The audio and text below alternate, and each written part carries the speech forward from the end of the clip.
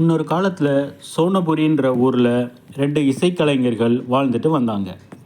ஒருத்தர் பேர் ராமன். அவர் நாதஸ்வரம் ரொம்ப நல்லா வாசிப்பார். இன்னொருத்தர் பேர் சோமன். அவர் நல்ல மிருதங்கம் வாசிப்பார். சோமன் கிட்ட ஒரு கெட்ட பழக்கம் இருந்தது.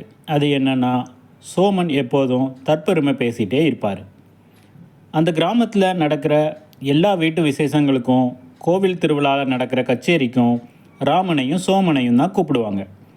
அவங்களோட கச்சேரியை பார்த்து அந்த ஊரே அவங்கள பாராட்டும்.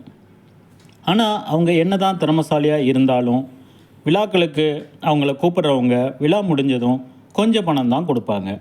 அதனால் அவங்க 2 பேரோட குடும்பமும் வறுமையில் தான் கஷ்டப்பட்டுட்டு இருந்துச்சு. ஒரு நாள் அவங்கள சந்தித்த ஒரு பெரியவர், திருவிழாவில் உங்கள் கச்சேரியை பார்த்தேன். 2 பேருக்கும் நல்ல திறமை இருக்குது. நீங்கள் 2 பேரும் மங்களாபுரிக்கு போய் அரசர் முன்னாடி உங்கள் திறமையை காட்டுங்க. அது மூலமாக உங்களோட வறுமை நிலை மாறலாம் அப்படின்னு சொன்னார்.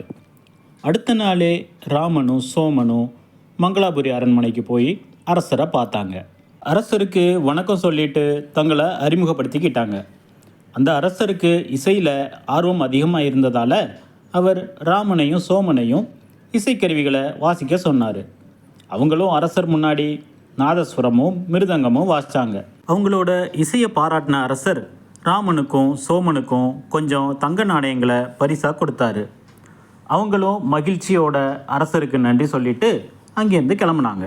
பரிசு வாங்கின சந்தோஷத்தில் சோமன் வழியெல்லாம் மிருதங்கம் வாசிச்சுட்டே வந்தார்.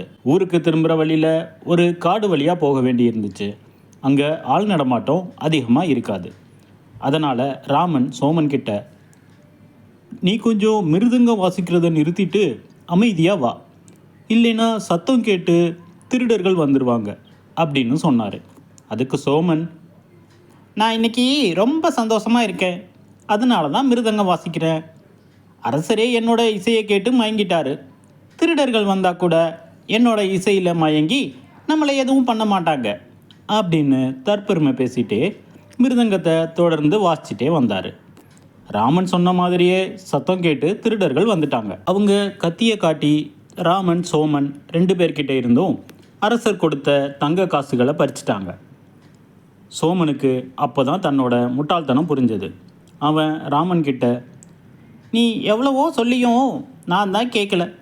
என்னோட தற்பெருமை முட்டாள்தனத்தால் நம்மக்கிட்ட இருந்த பொருட்கள் எல்லாம் பறி போயிடுச்சு அப்படின்னு புலம்பி அழுதான். அதனால தான் எப்போதுமே தற்பெருமை பேசக்கூடாது.